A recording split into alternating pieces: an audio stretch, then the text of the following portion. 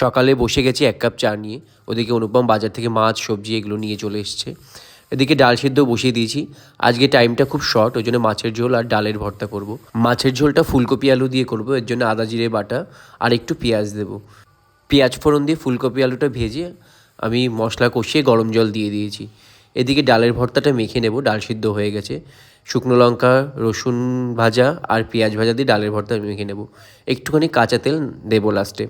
যাই হোক, ডালের ভর্তা মাখাও আমার রেডি। এদিকে মাছটা ফুলকপি আলুর মধ্যে দিয়ে দেবো। এবার খেতে বসে গেছি। একটু ডালের ভর্তা, লেবু আর সাথে ভাত গরম গরম। উফ, খেতে দারুণ। স্কুলে বেরিয়ে গেছি, স্কুল থেকে ফিরে একটু ডালিয়া বসিয়েছিলাম। মাথাটা খুব ধরে আছে, কিছুই ভাল লাগছে না, তো অল্প একটু ডালিয়া আমি খেয়ে নিচ্ছি। একটু রেস্ট নিয়েই সন্ধ্যেবেলায় চলে এসেছি চায়ের আড্ডায়। অনেকেই ছিল, অজয়দা, কমল, অর্ধেন্দুদা, বিপ্লবদা এসছে, অনুপম আর দীপক। এবার তো রাতে রান্না করার পালা। ফিরেই সয়াবিন সিদ্ধ করতে বসিয়ে দিয়েছি। এখন সয়াবিনের তরকারি বসাবো আর করব রুটি, আর আমার জন্য একটু ব্রাউন রাইস। যাই হোক, সয়াবিনের জন্য আলু পেঁয়াজ ভাজতে বসিয়ে দিয়েছি। নুন হলুদ দিয়ে মশলাটা দিয়ে কষিয়ে নিচ্ছি। সয়াবিন হলে তারপর রুটিগুলো বানিয়ে নেব।